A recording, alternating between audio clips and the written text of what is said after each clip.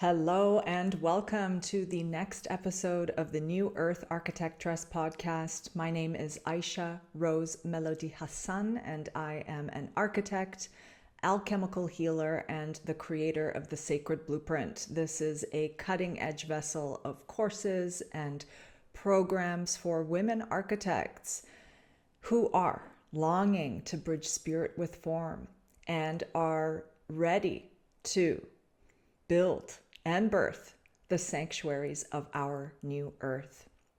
So today I want to talk about a beyond green approach that architects aren't talking about. And architects in conventional practice, in mainstream practice, have not been talking about it as long as they have been called architects. But there was a past in humanity where we were talking about this beyond green approach. We were living with it. We were breathing with it. We were walking this beyond green approach.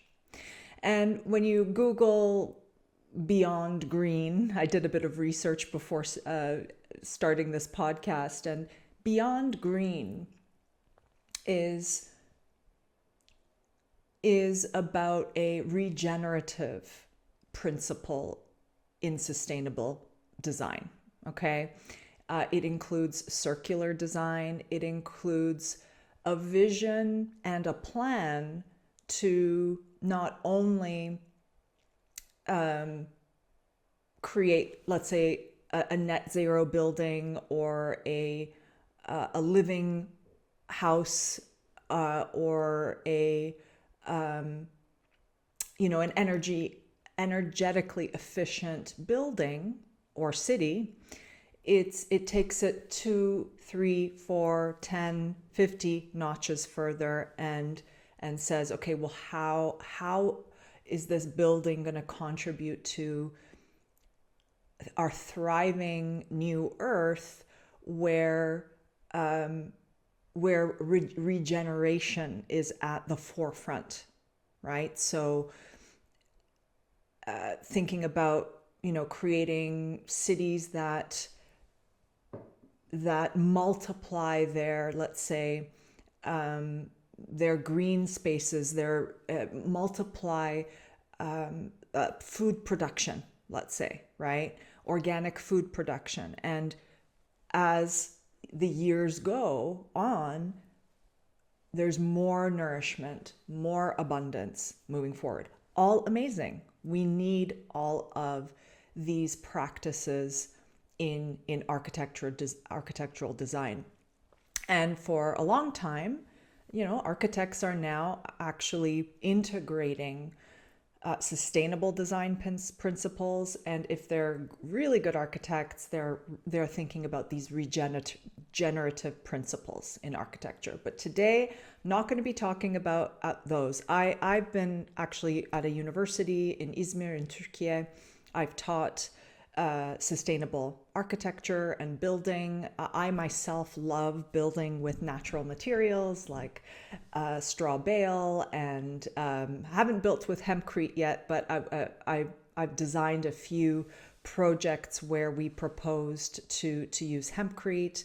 I love working with natural plasters like clay, natural lime like tadelact, and working with natural building principles is part of the Sacred Blueprint practice, certainly. But that is only one side of the coin. And this is the beyond green approach that no one's talking about that I want to dive into with you today. Just let me take a sip of water here. There's so much I want to talk about, and I feel like I'm going to need to to break up this episode in a few sessions.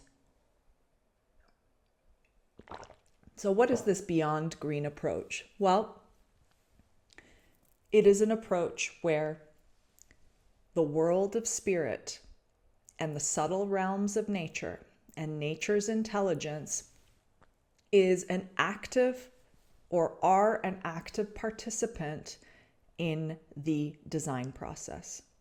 And this is very much the root foundation, the core impulse of the Sacred Blueprint, which is my signature system. I've been supporting property owners and land stewards to birth their dream sanctuaries through this new modality that bridges spirit with form. And so it involves being in tune with the energetics of place, being in tune with geomantic phenomenon, so investigating geomantic phenomenon on people's properties. It involves an approach where my clients are connecting with their own souls, with their own their higher selves, their dreams, their visions, their goals, as well as their hearts. And I invite them through meditative journeys, very specific step-by-step exercises to get really clear on the what optimal blueprint will suit their own energetic frequency, their own energetic signature energy. And it also involves connecting and communing with the spirit of place. And the spirit of place is very much connected to Mother Earth. And the Sacred Blueprint is about acknowledging the fact that Mother Earth is a living, breathing being.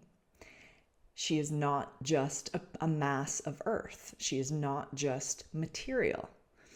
And that humanity's evolution, humanity's unfoldment, humanity's awakening, humanity's growth and thriving, in fact, is dependent on the growth and thriving and evolution of the being of Mother Earth. Are the beings in the cosmos involved in all of this? Absolutely. And so the spiritual realms, the hierarchies, the higher realms rather, are also involved in this process. Sounds pretty deep, and it's a reclamation. It's a reclamation back to who we truly are. It's a coming home to the fact that human beings are spiritual beings, and all of matter is actually the last manifestation, the last step in the mystery of creation, the physical manifestation of that's matter. That's our physical world, the land, right? Our properties, ourselves.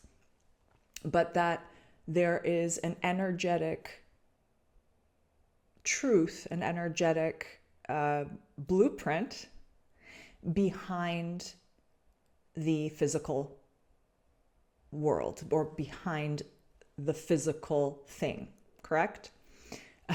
Some of you may be new to these laws, and just new to exploring the world of spirit. For some of you, this is basic knowledge. Some of you are seasoned in your spiritual growth, your spiritual investigations and explorations. And so that world, that energetic blueprint, is the mystery part of creation. And this piece of the puzzle has been missing for a long time, especially in Western conventional practice, architecture practice.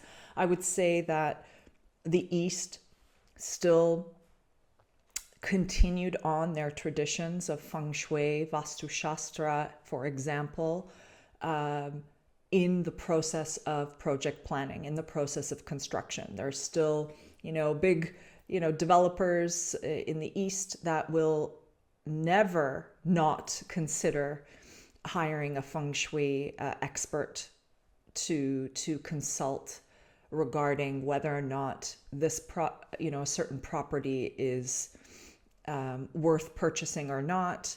They'll do a feasibility study with the feng shui experts' advice in mind. Okay. Same with other traditions. And so there's still a respect for what I feel is the feminine principle. So the feminine principle, I've been really reflecting on this. Well, how does the feminine principle show up in our lives, in the history of humankind, actually, in society, as well as where has she been repressed? And for me, I've been reflecting on where I grew up, born and raised in Canada, born and raised in Toronto. And I was always a very sensitive being. And I was very sensitive to space. No kidding. Sensitive to space. Spaces affected me. Cities affected me. Neighborhoods affected me. And I could always feel, but I couldn't put words to it, this deadness, this emptiness in the suburban, especially the suburban areas of Ontario. Everything looked perfect in many ways, prim and proper. There's enough park space allocated for all the kids. Straight sidewalks, groomed lawns, cookie cutter houses. Well, I was fortunate actually that I actually grew up in a neighborhood like that, but the housing project that we lived in was more like a social housing project, where I'm talking about more like a European type format, which had this kind of main courtyard in the center, and we had this really cool also patio courtyard per unit block, and it wasn't the typical driveway box house kind of model. So I think that space really influenced me in a way. It kind of saved me from the monotony that was actually surrounding us. Okay, that's just a little window. That could be another podcast episode. Got to bring some photos,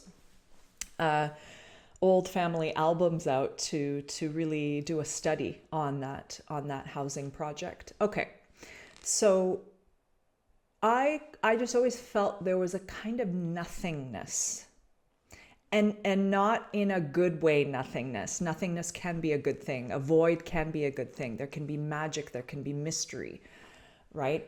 Emerging out of a nothingness. But the nothingness that I'm talking about is soulless.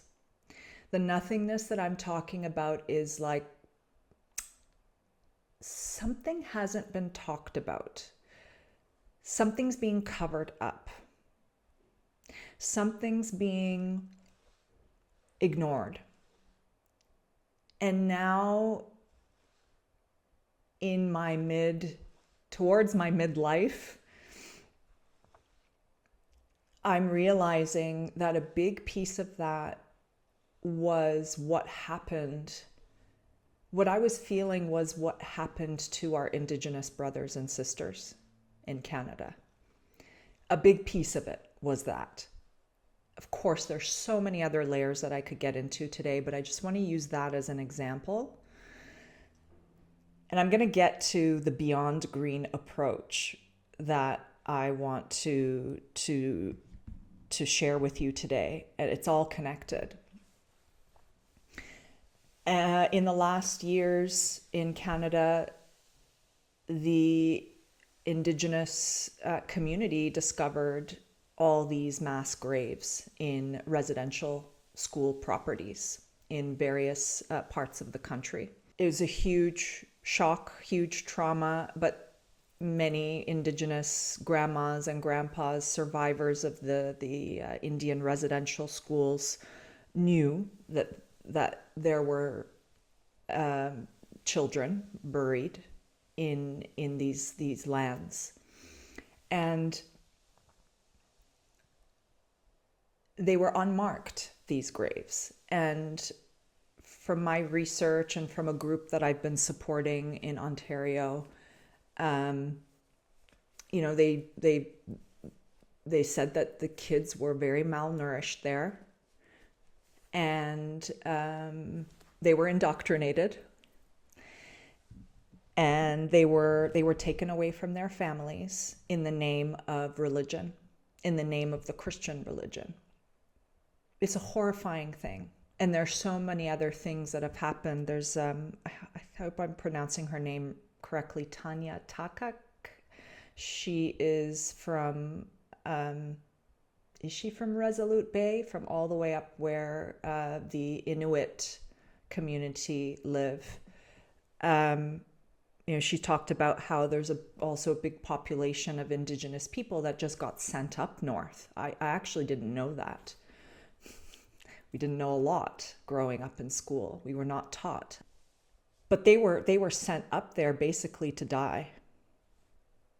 But they figured out a way to live. They figured out a way to survive in the coldest of cold places.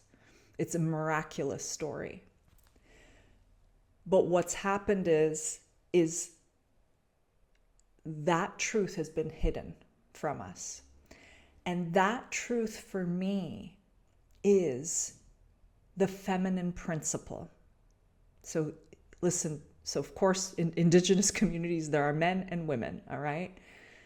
I'm talking about the principle, the feminine principle. And that is, the feminine principle is the principle of I honor Mother Earth. I honor the world of spirit. I honor nature. I honor nature's wisdom. Okay, this is the voice of the feminine. This is the voice of the mother. This is the voice of the great mother. You could also say it's the voice of the great spirit, of course. And that great spirit, in my view, doesn't have, isn't a masculine or feminine energy. It's both altogether. But it's that principle of, who would take those children away from their mothers? That's the distorted masculine. That's the fucked up masculine. Okay? That's the sick masculine.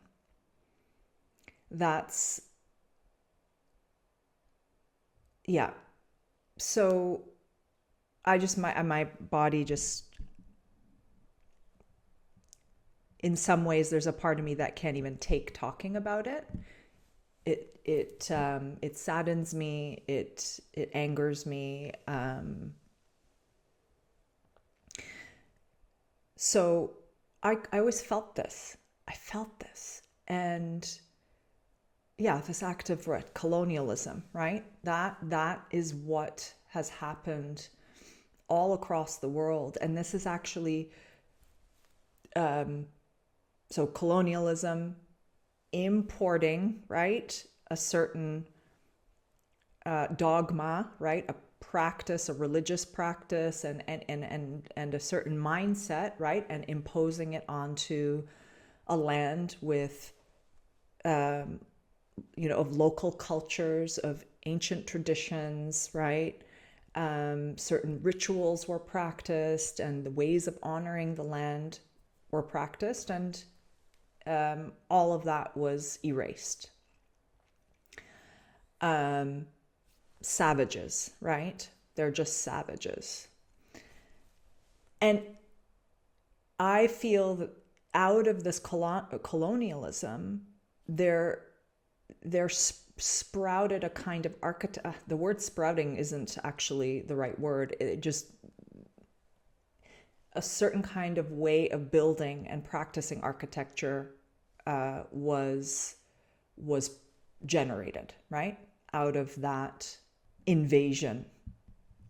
And so I feel that the conventional architecture practice is still very much a reflection of that. Why? Because we were never taught, again, this is more in Western architecture, but I can safely say that most universities all around the world still, even in the East, disregard, do not take the feng shui practices as seriously. So this is the big missing piece. This is the beyond green approach that is going to bring about a kind of thriving and regeneration that will pave the way for the true new earth. Now, smart cities are being built, and there's competitions for building a smart city. There's all kinds of incentives being given to builders and developers to build these smart cities. I want you to all be careful about the promise that smart cities are giving humanity. And one example that I want to talk about today actually is the line in Saudi Arabia, which actually I think fell through. It's not, that project is not going to be the 170 kilometer long linear city that they promised it would be. But before I dive into that project, I just want to, there's so much that's streaming through. I may be moving fast for you or not, I don't know. But in conventional architecture, we still do not have enough voices that are advocating the practice of connecting with the spirit of place, advocating the importance of honoring Mother Earth. There could be some architects who are just talking about it, but it's very different to talk about it than to actually do it. To actually do it and to actually consistently incorporate a spiritual practice into your architecture firm or office. So that's what the Sacred Blueprint is about. It is revolutionary.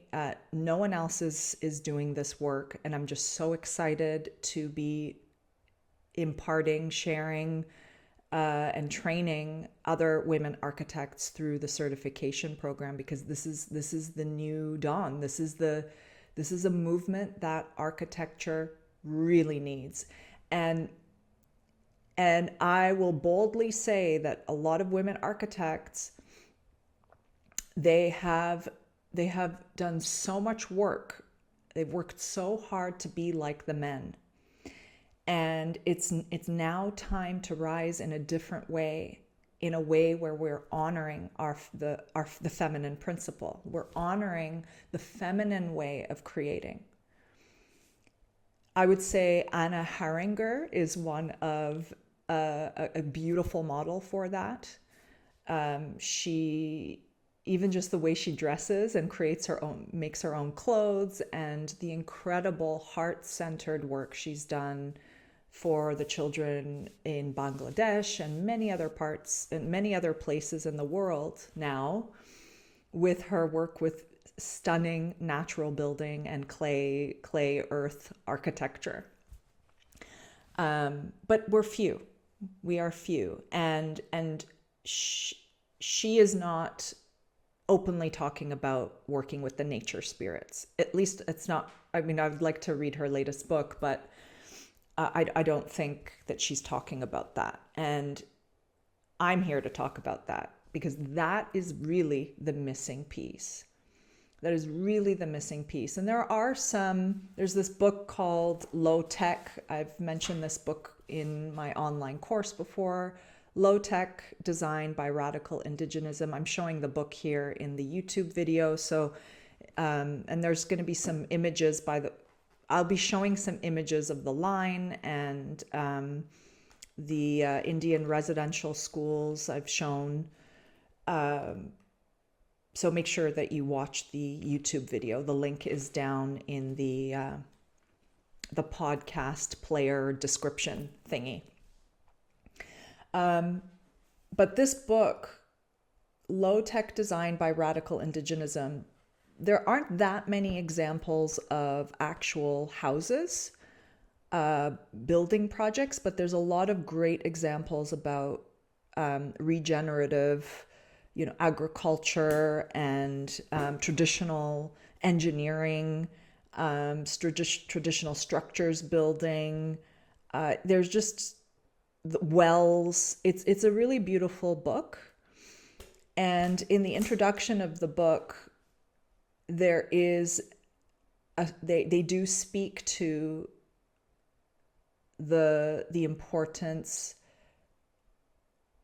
and the new, the importance of actually working with the spirit of place. That the indigenous communities could not even separate the spirit of the place from their day-to-day lives, from the way that they honored the elements and listened to the wisdom of nature and nature's intelligence to actually be able to create these new technologies, these new systems supporting agriculture, supporting day-to-day life, their survival, but also their culture.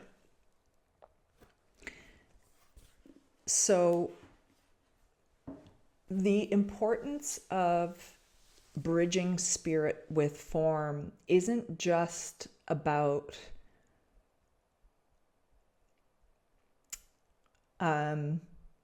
making spaces more spiritual. It actually has a very practical function, For example, if you are building a building and on a property and you have not taken time to be with Mother Earth, taken time to listen to the wisdom of the land, then you won't know where the nature spirit dwellings are. And for some of you who are just learning about nature spirits and going, Aisha, what are you talking about, nature spirits? Well, nature spirits are a part of building the physical world. They have been sent down from higher planes. In fact, they've sacrificed themselves and they have gone down into the lower planes of existence to build the world that we see, to build nature. There are nature spirits that are connected to the fire element, the earth element, the air element, the water element. And so nature spirits are a great example, and the Irish are really experts, I feel, with the nature spirits and their stories and their tales of nature spirits. But if you build something over a nature spirit dwelling, you're going to be in deep trouble. And talk about feasibility and practicality. If you build something over a nature spirit dwelling, your project can be set back forever, 50 years. You can lose money, you can get ill, you can have all kinds of permit and construction problems. It's like, no matter how deliciously sustainable your project is, if you are not actually communing and connecting with the spirit of place and actually, in a way, receiving permission to build there. Now, when I say in a way permission, that's a whole other topic I want to get into. I'm going to be careful that, we are co-creating with nature. And in fact, human beings do need to be the ones in a way commanding and also leading the show. They listen to us, the nature spirits listen to us, but they will not listen to greedy people who are totally ignoring them, right? Who are building irresponsibly, who are building ugly things, who are building in a way that only thinks about their own benefit and their own profit. Okay, so you're gonna get in trouble. You're gonna get in trouble, and so you could put in millions of dollars into an incredible design.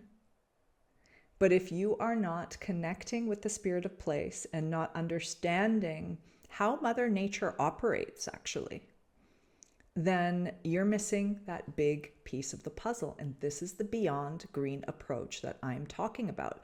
And you know, this approach is not in the future, it is the future.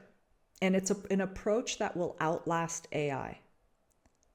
It will outlast AI. Because if you all of a sudden, if we go through some kind of a digital shutdown, well, where's your AI? I mean, okay, maybe you're going to be getting inserts somewhere, you know? Okay, I hope not you, but be careful. Be careful about these things. And so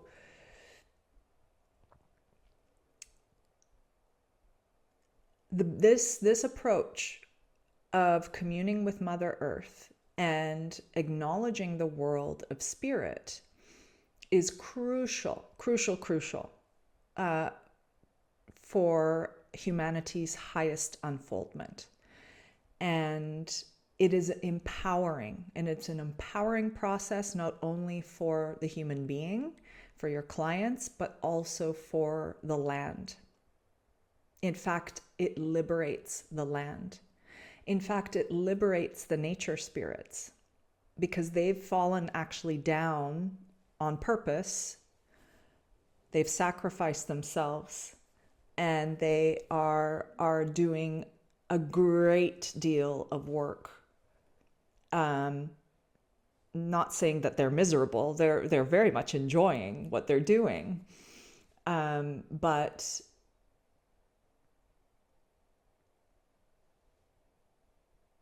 they have been, along with the rejection of this feminine principle, they have gone into hiding.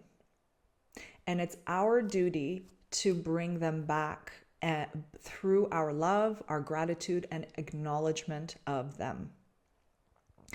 We actually then bring them back into us before we die. This is some knowledge from Rudolf Steiner.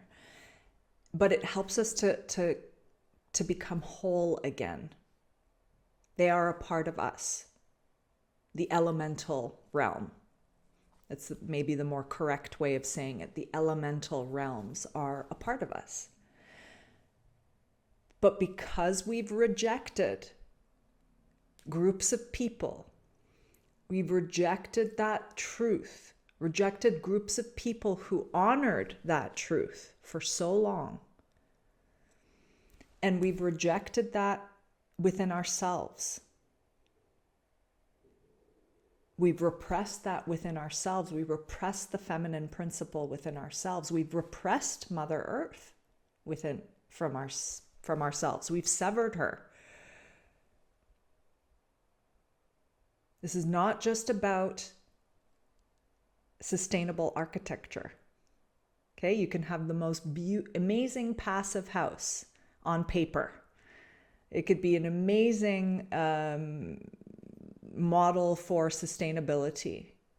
But if you are not allowing the design to birth through a co-creation with the realms of spirit and Mother Earth, then it's half-assed.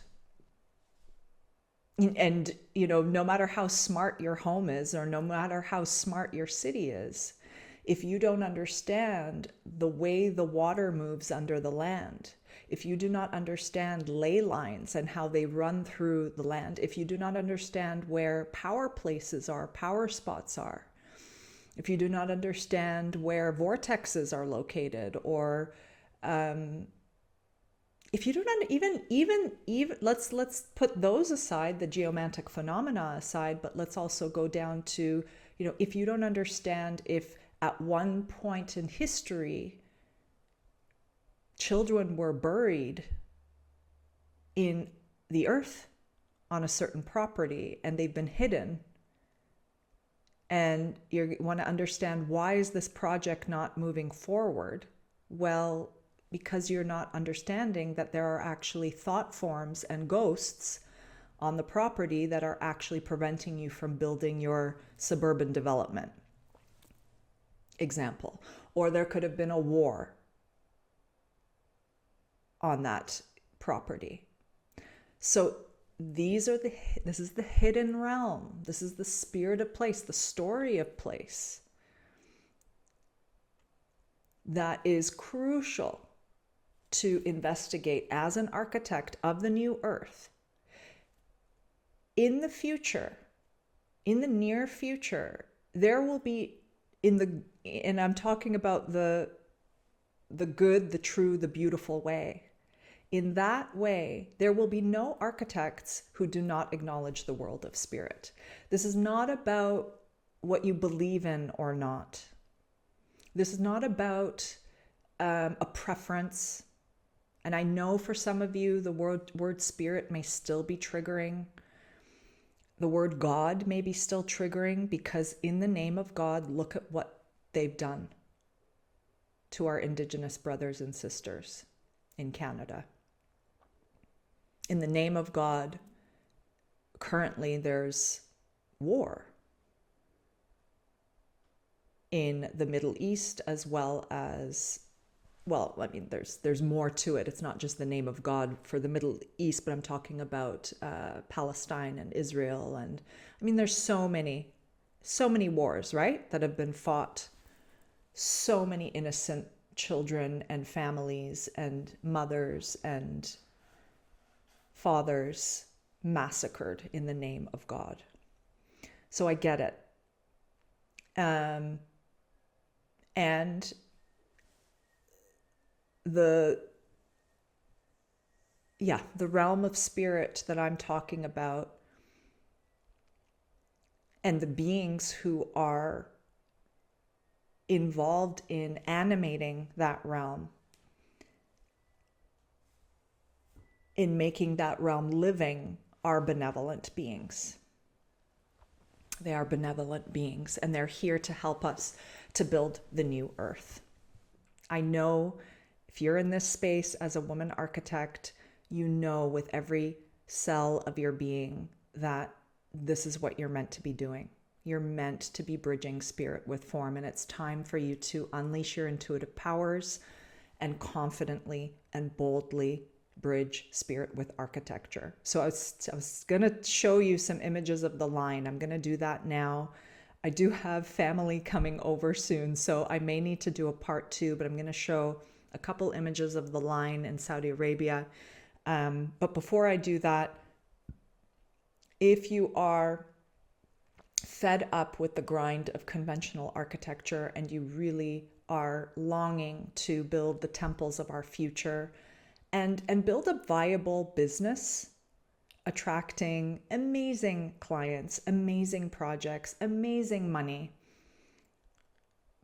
through your intuitive gifts, being appreciated for your intuitive gifts, and creating the most incredible sanctuaries that emanate with healing frequencies. I want you to join my free live webinar on April 17th. It's at 5 p.m. Istanbul time. I will be sharing an exclusive resource that I don't share publicly there, that has helped me to build my 6-figure business.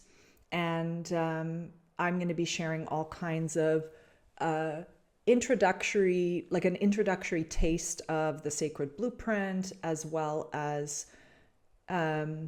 sharing really sharing more about my story and how I birthed the sacred blueprint.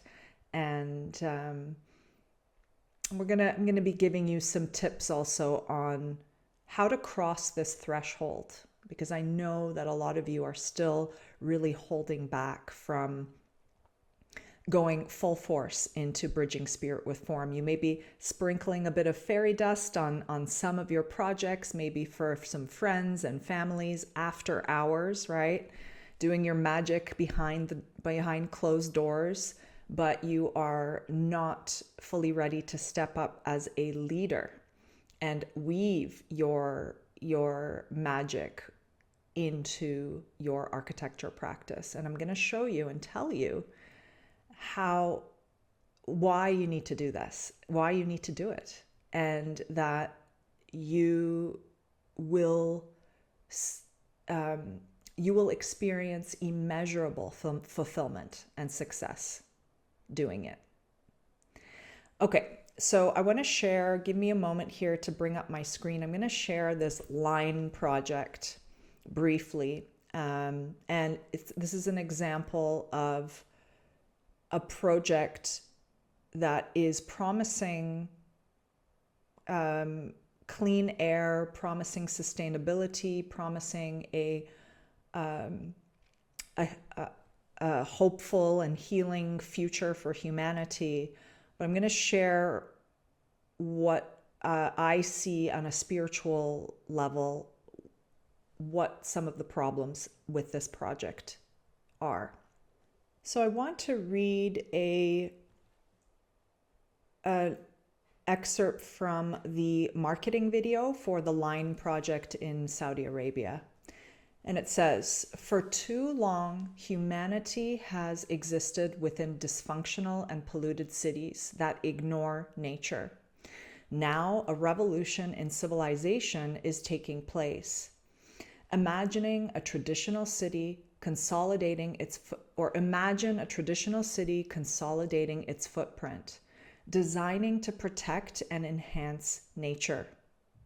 The Line will be home to 9 million residents, built within a footprint of just 34 square meters, or square kilometers, 34 square kilometers. We are designing it to provide a healthier, more sustainable quality of life." All sounds fantastic, doesn't it? The Line is it promises people that it will deal with the problem of urban sprawl and bring everyone into what is a very strict one-line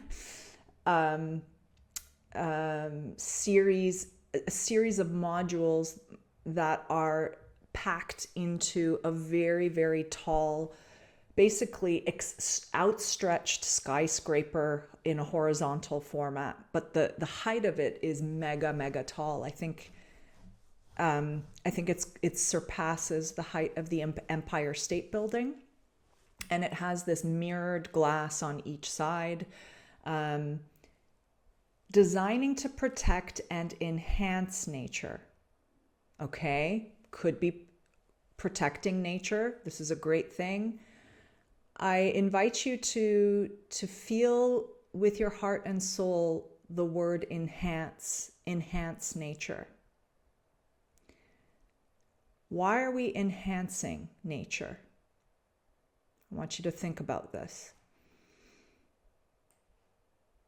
Sure, they start, "For too long, humanity has existed within dysfunctional and polluted cities." Yes, that's correct. That ignore nature. Yeah, absolutely. I'm all for that. I'm also all for a revolution in civilization. Oh, yeah. So it's really speaking to the people, in the world who do want to see change, who do want to break free from the conventional cityscapes, right? The conventional housing paradigm, even the constricting housing paradigm. We are designing to provide a healthier, more sustainable quality of life. Beautiful. Love it. And, okay, let's now continue to take a look at some of the images here of the actual project and what they're proposing. So this is the line. It's organized in 3 dimensions. All these cubicles are built within this long I want to call it a shard, but it's not shard shaped. Yeah, just this long, extremely long line, a box with glass on both ends that is highly reflective, and it is actually a mirror, and you can barely see it. This is kind of an image of what it looks on the inside. I will share the link to this marketing video in the captions below. Here you can see it is higher than the Empire State Building, mirrored glass facade. I want to get back to this one actually, regarding the sustainable systems. It's promising access to nature, equitable views. This is another image of it touching the ocean, the sea. It promises a lot of amazing things, and it also talks about automated systems. It will be run on AI, which also means there's going to be surveillance systems as well. It says, okay, you don't need cars. I guess you're going to be traveling through train type vehicles. But when you look at the actual architecture, I want you to really feel it and look at the actual architecture here. Here you can actually not see it because of the reflection of it. Excuse me as I go through these. Okay, let's take a look at it like this. It attempts to disappear through this mirror, okay? And it's all organized within this one line.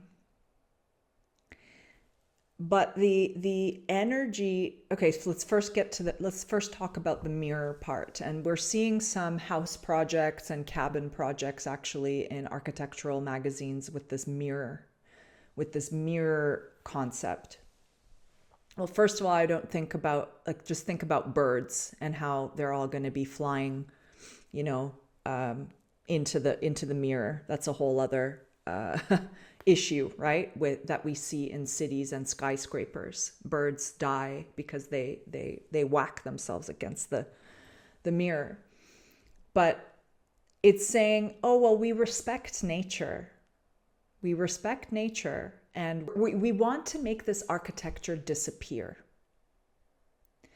But the problem with that is that if, from a perspective of a spiritual architect like myself, it is our responsibility as architects to be true, good, honest, and straightforward and real with the spirit of the land.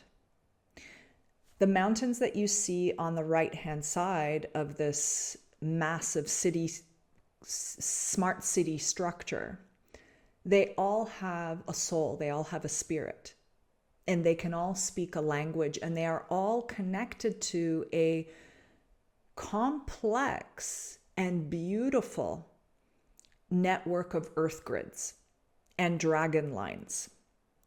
And there are power spots and there are water lines that run under this landscape.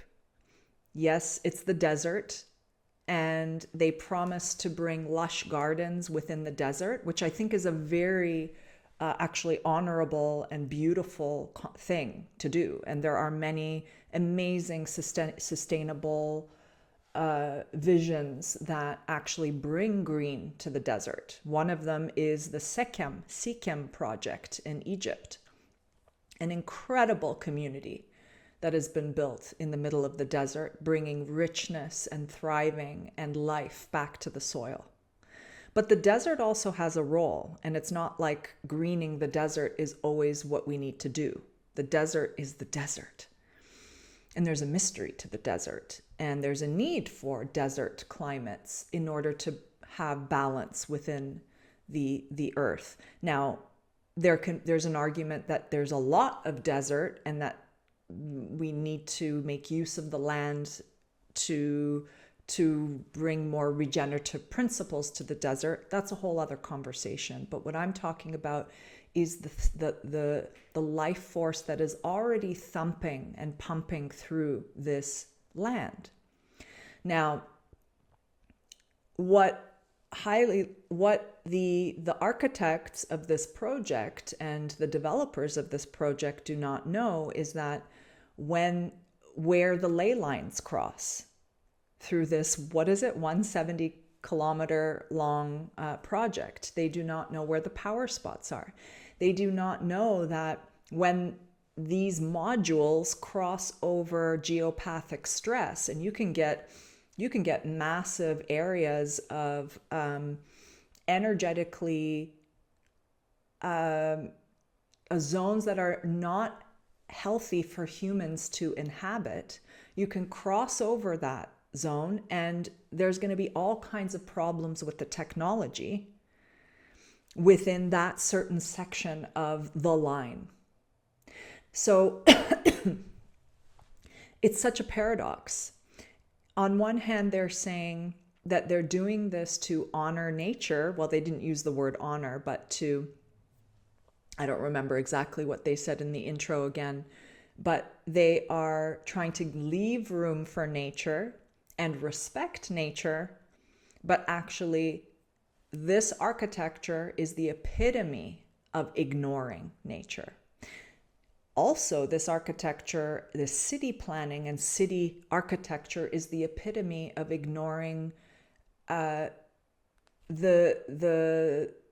high laws such as golden proportions and the need for humanity to have a relationship with the earth and the sky in a manner where they're not constricted into really what it looks like a prison, in my perspective. In the comments below, tell me what you think. Do you agree with me? Extremely constricting, or perhaps you don't agree with me. Perhaps you see there's some benefits with this project. I'm always open to hearing the different perspectives, and I know I'm sure there are some positive aspects to these kinds of visions and projects, and in my opinion, they are used as a mechanism for controlling human beings. You can learn a lot more about how to live in the desert through the Bedouin than projects like this, and how to merge with the spirit of that place so that you evolve through your own human blueprint technology, spirit technology that resides within your divine and sacred blueprint within. I'm not talking about going back into time and we need to become like Mormons again, right? Where we're riding horses and there's no advancements in technology. I'm not talking about that. But what I'm talking about is, what is this architecture saying? The architects of the future need to be really able to train themselves to be able to read with their feeling realm and feminine principle realm, their intuitive realm, what the architecture is really saying.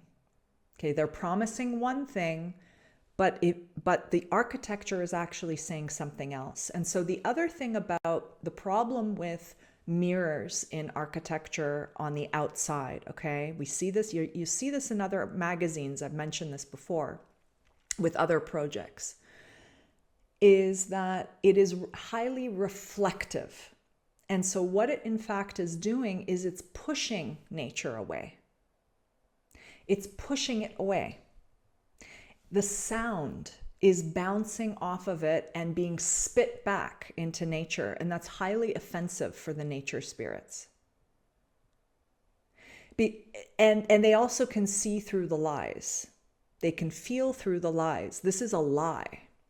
You are attempting, this is what they say, you are attempting to tell me that you are one thing, but really you are another. It's inauthentic. It is not show, it's hiding, actually. The other thing I want to go through, there's the mirrored glass facade again. I mean, and just kilometers and kilometers and kilometers. There's actually a street in downtown, in many parts of the city that I live outside of, in Izmir, with horrible modernist, very tall, maybe like 12 to 15 story, 12, I would say 12 story buildings on a boulevard that actually give the same kind of feeling, except it's just like a normal traditional street. But because it doesn't have enough breaks in the actual mass of the street, you're not able to get the natural breezes from the sea, and it's so hot in the summer there. And they have completely destroyed the city. Modernism, in the name of modernism, the city has been completely destroyed. Beautiful old buildings have been destroyed with gardens and courtyards. That's another example of how the feminine principle, the spirit, has been completely eradicated and repressed and buried in urban planning. So I wanted to go to this image here. It says year-round temperature microclimate with natural ventilation. This is a bullshit diagram. I mean, any of you sustainable architects out there, you know what I'm talking about. The minute you see cool air entering from the top, I mean, correct me if I'm wrong here, but after all the years that I've been studying stack effect principles in architecture, cool air enters from the lower end of a building and gets pulled up naturally through the principle of stack effect from the warm air that is accumulating from the top. And I don't see anything that is like wind catchers or thermal chimneys, which were actually used in desert climates. And Hassan Fatih, an architect who worked very much with the local traditions and local building techniques, as well as the spirit of traditional architecture, he was working with incredibly sophisticated thermal chimneys and wind catchers. And when you look at his diagrams, you're going to learn a lot more about what this diagram is attempting to communicate. Okay. So it's like, well, that's bullshit. That's not working. You don't understand actually how the elements really work in this design. So for those of you who it may be getting a bit nerdy for you, but cool air drops, hot air rises. And to have a successful stack effect, you need to actually have outlets below the foundations of the building to bring in that cool air from the lower end, the lower part of the section of the building. And the hot air, you need to figure out ways to actually draw the hot air up. The narrow quality of the building may naturally do that, but I question the effectiveness. But okay, fine, this is just conceptual. I'll give them that. And well, if you're telling us that this is going to be a sustainable model for a healthier way of living, we'll at least get the mechanics or the principles right for sustainable architecture. Equitable views. Really? Question mark there. I'll just leave it. Is it really equitable? Access to nature, immediate access to the surroundings. Okay, right. You could have immediate access by not forcing all these boxes and cubicles and modules into this like one extremely long structure. I mean, it gives a very imprisoning feeling. This is monstrous. And this is an example of the masculine going nuts with high tech. And this is the danger. This is actually one of the shadow sides of the future masculine that we need to be careful about, because the masculine, a lot of them love their gadgets and their tech. There's a reason for that. The masculine force, the masculine energy can teach us a lot about tech, will help us advance with technology. But the divine masculine will be able to listen to the pulse of the mother and work with the natural electric forces on the earth and in the cosmos, and work with the natural spirit technology that already exists within us in order to help build a free society, and a society that has access to really nature's medicine and spiritual medicine to help us thrive and be abundant. But oh my God, there's so much I want to say here. I think there's some yachts here parked in the against this big mirror. Oh my God. Like, can you imagine the ocean creatures here? Like, how would they react? How would they react? You're just gonna like blast through the coral reefs with this like jutting mirror building thing. Oh my God. Okay. So I'm gonna wrap this up here. I feel like I have to do a part two on smart cities. So keep a lookout out for that. But this project is the epitome. I chose this project to show what the extreme can look like, but we've got to be really careful. And I want you to practice reading and feeling between the lines of what's promised. Take a look at the marketing video yourself. I'm going to add it to the description of this YouTube. And let me just pull down the screen here. Just hold on. All right. Yes. So we got to do a part two for smart cities. There's so much to say. And before closing today's episode, I am delighted to invite you to my free live webinar, where you're going to discover how to unlock your spirit architect mastery. The sign up link, registration link is down below.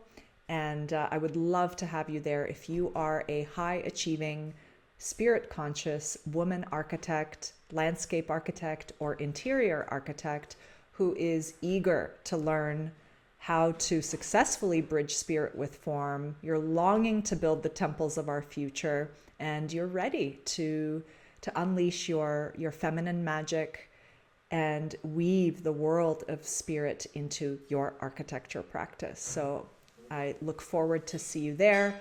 And again, I'm going to be offering, or rather sharing, an exclusive resource that I don't share publicly that's going to support you to actually build a viable business, bridging spirit with form without the grind and stress of conventional practice. All right.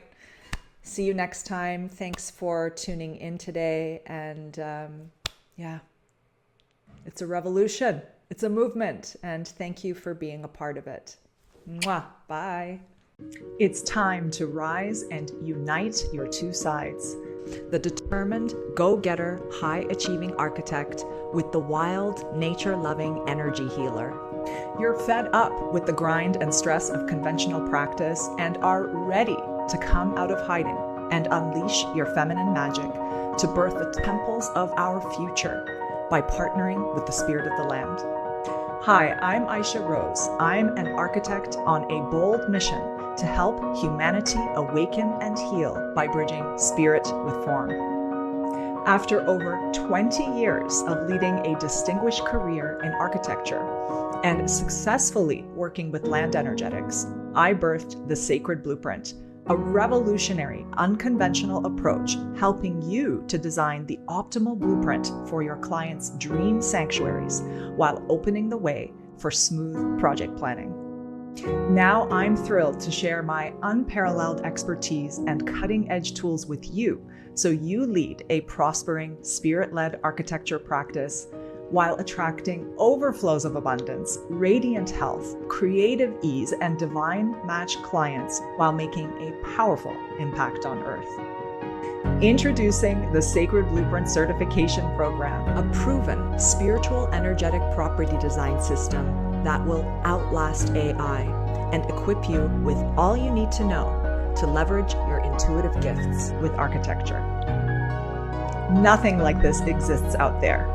The Sacred Blueprint is a call from Mother Earth.